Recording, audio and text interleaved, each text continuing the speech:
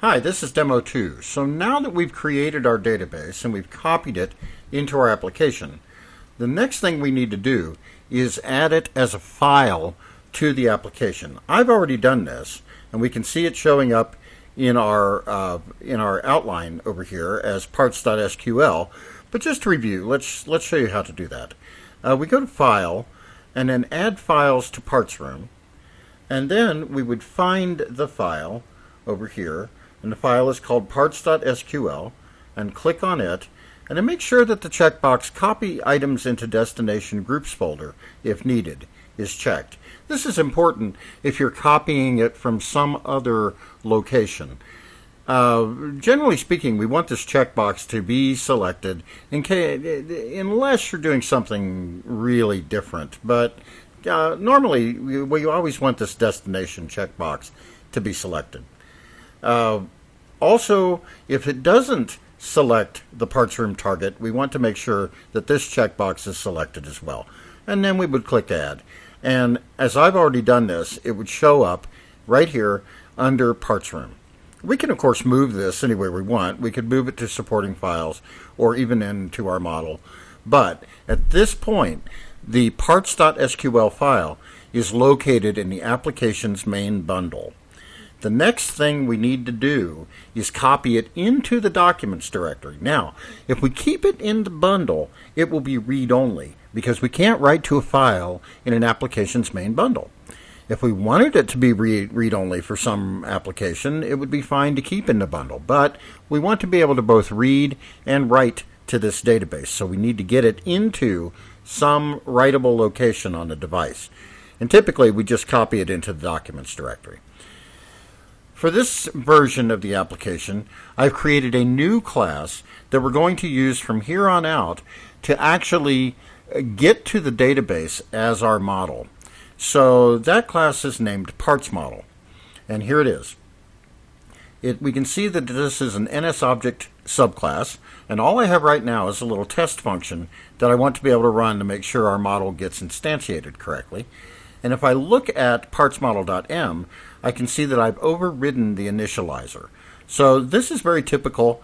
I'm overriding the initializer in order to copy the database into the Documents directory on the device if it does not already exist there. So in typical fashion, I've got self equals super init. I'm calling up through to super, and then I'm checking to make sure that I've got an object here, if self. And then I call a function that I've declared inside called copy database to doc directory, and then return self. The only time we want to do this, though, is when it doesn't already exist in the Documents directory. So the copy database to doc directory method checks that first. And how does it do it? Well, we get a file manager instance, and this is in its file manager default manager. And we also get an error instance, just in case something goes wrong. We want to be able to report out the error. Next thing we want to do is get the path to the database that will exist in the Documents directory, even if it doesn't already exist. And we do this, as we've seen before when we talked aboutplists, search path for directories and domains with the document directory, the user domain mask, and yes. Now, the search paths for directories in domains on a Mac will return all users' Documents directory. However, on an iOS device, such as an iPhone, it only will return one because there's only one user on that device. So we look for that all paths object at index 0 in that array, and that gives us the path to the document directory. And then the database path is the path we get by appending the name of the file, parts.sql, to the document directory. So at that point, we are here. Next thing we want to do is check to see if the database exists in the Documents directory. Well, let's fall through first. If it does exist, we're just going to log out file exist at path, so forth, and that'll give us the DB path. But if it doesn't already exist, we want to copy the file. So now we need to get the path of the bundle. So the bundle path is really defined as NSBundle main bundle, the resource path, and then append parts.sql, and that actually points to this file inside the application's main bundle. And then we're going to make an attempt to copy the item at the path bundle path to the path DB path. And then if there's an error, we're going to write it into that NS error argument at error, which is address of error. And if that doesn't succeed, we're logging out database file could not be copied to documents path, and then we're actually logging out the error dot localized description.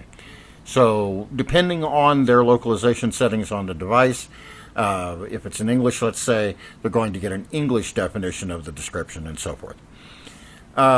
Otherwise, it was successful, so we just log out DB copied. Now, this inner if is only going to run if the file doesn't already exist at the document path. Otherwise, it's not going to run. It's just going to branch to the else. Now, we can see that I have run this once and seen that the DB has been copied to the document directory. Now, we want to check in main view controller, because remember, all of these other classes, if we are going to a SQLite methodology here, all of these other classes are going to go away. So we're just going to have a parts model, and then the database actually takes the place of all of these other classes. And the parts model takes the function of talking to the database. What we're going to see is that this is actually very easy to implement once we get on the right track. And it really doesn't matter, or it shouldn't matter in your applications, that we change out the entire model, which is what we're going to do, because the view controller and all of its subsidiary view controllers, main view controller and all of its other view controllers, are independent of the model. In a well-written application, we should actually have to change very, very little if we implement our view controllers correctly, which we've done, and we also implement this new model correctly. So let's see how we go about instantiating the new model for testing in the main view controller. The main view controller, we've just added a property after importing parts model. We've added a property just called model, which is fine. And then we've gone out here, and in view did load, we've commented out our catalog adding, because now we're going to be adding stuff to the model itself, and just called test on the model.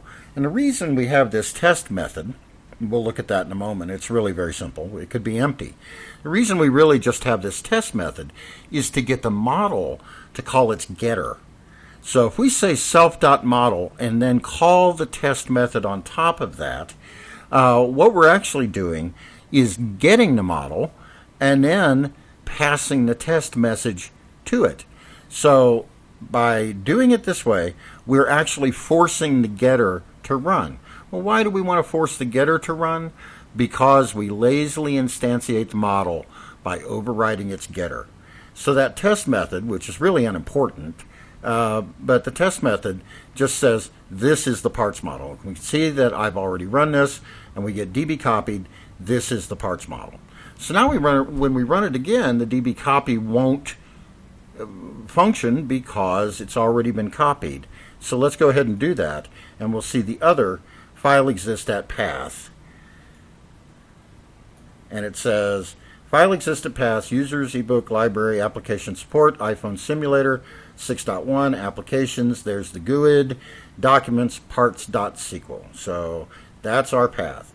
And we can actually write this path out anytime we want it to know the location on the Mac in the simulator to get to that file and maybe delete it or whatever we want to do. And then finally, the test method logs out, this is the parts model.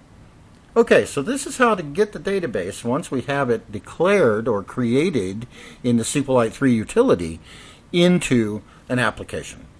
Thank you very much.